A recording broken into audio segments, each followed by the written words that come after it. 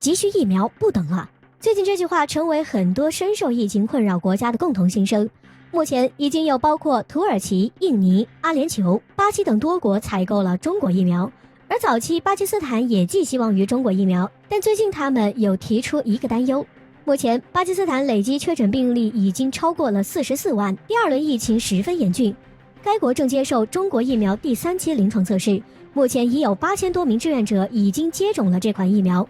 第二轮实验将增加至1万名志愿者。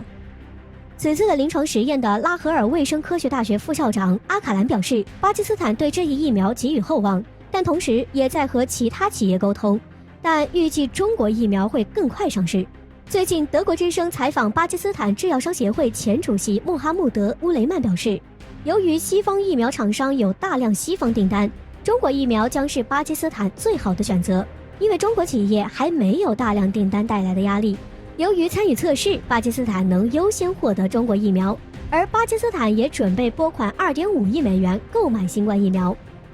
确实，在疫情爆发之初，中国就向巴基斯坦提供了很多援助，向其提供了防护用品和医疗器械等，还派专家前去协助应对疫情。而中国疫苗也在第3期临床测试中表现优异，这对巴基斯坦确实是最好的选择。过一位匿名的巴基斯坦卫生部门官员表达了担忧，虽然可以优先获得中国疫苗，但在接种中国疫苗方面也面临着一些问题，因为巴基斯坦药物监督局会可以立即批准在西方注册的疫苗，但是倘若西方不承认中国疫苗，这可能会影响中国疫苗在巴基斯坦的批准和注册。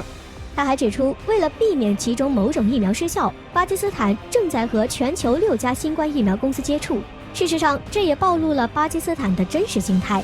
虽然巴基斯坦还在无意义的担忧，但已经有很多国家管你什么西方标准，已经开始抢购中国疫苗。目前已有112万剂中国疫苗抵达巴西，土耳其卫生部已经宣布从中企购买2000万支新冠疫苗，未来还可能增购。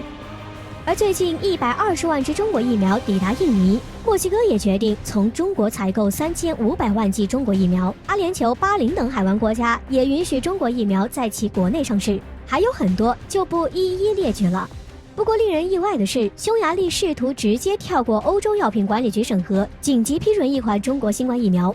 虽然欧洲药品管理局为此大为恼怒，但大部分匈牙利人表示着做出了正确的决定。这次就是中国标准硬刚欧美标准，你爱认不认，我们也不急，让时间和事实去做筛选，最后看看哪个标准最靠谱，哪个标准最人道，哪个标准最治病。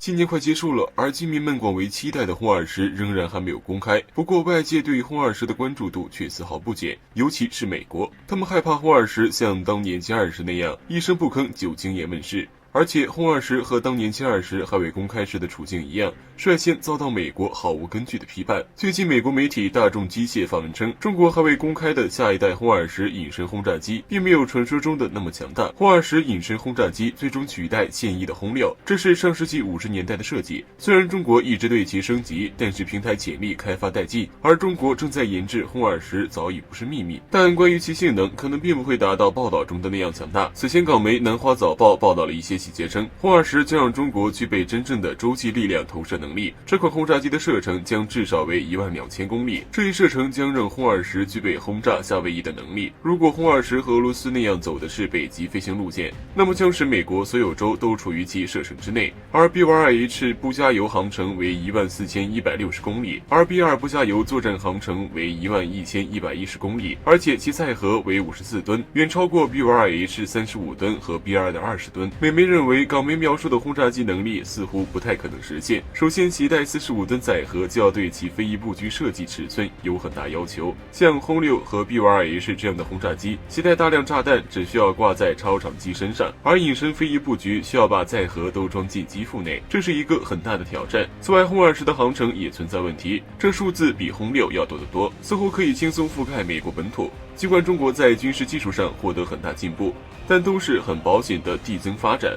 而此前五角大楼公布的2020年中国军力报告中推测，霍尔什航程可能为8500公里左右，只能运载10吨弹药。但是有一点值得肯定，目前中国拥有陆基洲际弹道导弹和潜射洲际导弹力量，而下一代轰炸机必将让中国具备真正的3位一体核力量。然而，英国皇家联合军种防务与安全研究所的一份报告称，霍尔什将让中国拥有真正的洲际力量投射能力，能让美国军事基地和舰队遭受突袭，而且也能让夏威夷重新感受到二战时的惨痛记忆。在79年前，日本袭击了美国在夏威夷的军事基地珍珠港。事实上，明眼人都看得出来，英国这份报告就是在挑唆和离间，而美国所谓的质疑也是毫无意义。无论性能怎样，霍尔什都是保卫国家和免遭敌对势力讹诈的战略武器。只要美国不惹我们，夏威夷是安全的，华盛顿也是安全的。如果非要把中国逼成一个对手，那中国将是一个非常合格的对手。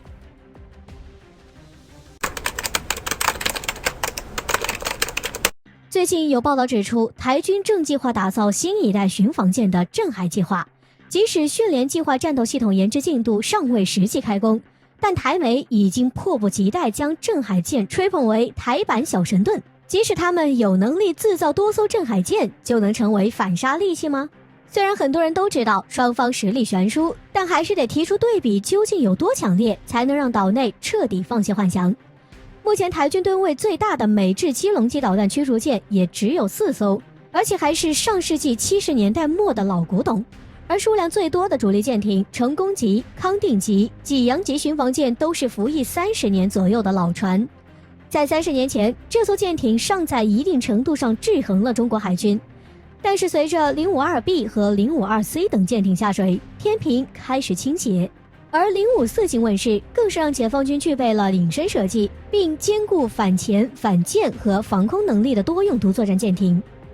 054A 经常游弋于中国周边海域监视美军舰艇，或者远赴亚丁湾打击海盗。而且解放军还再增建新一批次 054A 型舰艇，数量可能达到20艘，其反潜和防空能力估计会有很大的优化。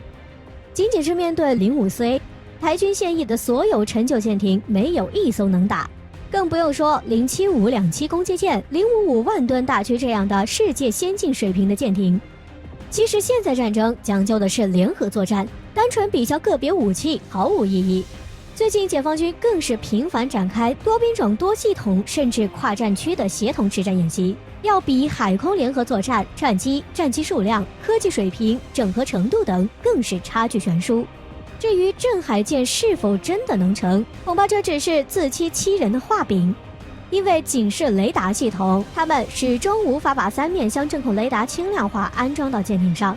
此外，几乎所有动力、武装和雷达等先进设备全都得靠美国秘密销售，就连2艘二战时期的美制潜艇海狮、海虎的技术也吃不透，来源全靠美国。美国人给什么装备，他们就用什么。事实上，无论他们怎么折腾，美国如何把他们养成豪猪，3大弱点是铁铮铮的事实。首先，他们的武备训练军事人员素养极为落后；其次，缺乏支撑战事的足够后勤能力；最后，缺乏和大陆生死相搏的勇气与意志。岛内数次民调可作为参考，连美军都不敢如此放言，是什么让他们说出如此豪情万丈之语？是无知者无畏。自今年边境对峙以来，印军已经不断向所谓的拉达克地区派遣20万大军。虽然印度屡次爆出印军后勤保障不到位，但随着边境早已入冬之际，印度却还在边境大动作不断。最近印军部署发生重大变化，同时印度还看上了伊朗核专家暗杀事件中的利器，准备将其部署到边境。为何俄专家说印军反倒可能死伤一大片？最近印度媒体今日新闻时报报道称，为了应对边境紧张局势，印军方正考虑调整130万名印军的部署，将其战斗力部署转变为双重任务，以便更好地应对中印和印巴双线作战。除此之外，印度还看中了伊朗暗杀事件中大放异彩的利器。前段时间，伊朗高级核物理学家遭到暗杀，幕后黑手使用的是通过卫星链路控制的先进电子设备实施暗杀，而且复杂行动也不需要人员在袭击现场。伊朗方面从现场回收的作案武器遗骸表明，它源自以色列军方。据美国防务博客网站消息称，印度已经向以色列订购了类似的轻型遥控武器，交付后将安装在印军的俄制 AK-203 突击步枪，未来将部署到重要基地和边境地区。不过，印军表示，用这款火控系统配置到 AK-203 突击步枪上，是为了对付敌人的无人机。还有知情人士透露，印军准备把这种武器部署在班公湖附近，实现无人值守，减少人员冻伤。事实上，随着边境来临，而印军后勤却被多次报道还有物资空缺，造成大批非战斗减员。印军也在追求无人化、智能化值守边境哨所。在纳卡冲突中，印军看到了无人机在战场上的价值，向美国和土耳其抛去订单。而在暗杀事件中，印度又想获得卫星遥控武器。值得一提的是，随后央视军事公布了解放军实弹战术演练，这次演练的主角是新型防护突击车，通过遥控机枪精确压制敌方火力，人员可在车内或者其他地方控制，搭载步兵直插纵深控药，下山后步兵直接使用单兵火箭炮、云炮弹、重机枪等机型，多层火力覆盖。分析称，印度在边境引进这种武器，一方面容易受到外部力量控制，扰乱局势；另一方面，印军或许认为使用无人武器可以推卸责任，会更肆无忌惮。无论是不是自己的意愿，都或将打破不开第一枪的传统。不过，俄罗斯专家指出，这种遥控武器战需要持续供电，而印军在边境的哨所基础条件很差，供电就是第一大难题。而且印度卫星控制精度很差，此外这种武器容易受到黑客入侵，搞不好会让印军自己死伤一大片。